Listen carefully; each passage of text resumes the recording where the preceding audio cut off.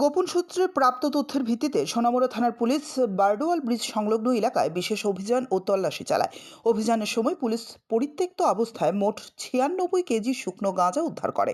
কোনো দাবিদার না থাকায় সমস্ত আইনি প্রক্রিয়া মেনে গাঁজাগুলো অনাধিকারভুক্ত হিসেবে বাজেয়াপ্ত করা হয়। পুলিশ সূত্রে জানা গেছে, উদ্ধার হওয়া গাঁজার সম্ভাব্য গন্তব্য বাজার মূল্য আনুমানিক 19,20,000 টাকা। এই অবৈধ গাঁজার প্রকৃত মালিক বা এর সঙ্গে জড়িত চক্রের সন্ধানে সোনামুড়া থানায় তদন্ত শুরু হয়েছে। পুলিশ গোটা ঘটনার পেছনের নেটওয়ার্ক খতিয়ে দেখছে। আজকে শেষ রাত্রে আমরা গোপন সংবাদের ভিত্তিতে একটা পরিত্যক্ত জায়গাতে যে বরদোয়াল আমরা রেড করি এবং এখান থেকে আমরা 4টি গাঁজা ভর্তি ড্রাম উদ্ধার করি, প্লাস্টিক ড্রাম। তো এগুলি আমরা ওজন করলে দেখতে পাই এখানে 96 কেজি 96 কেজি ড্রাই গাঞ্জা আছে, যেগুলি নতুন।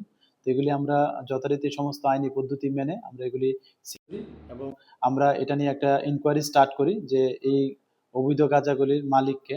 তো আমরা অবশ্যই ওনাকে বা ওনাদেরকে আইডেন্টিফাই করে আমরা লফুল অ্যাকশন নেব। Thank you. ব্যুরো রিপোর্ট, অবিরাম 24x7।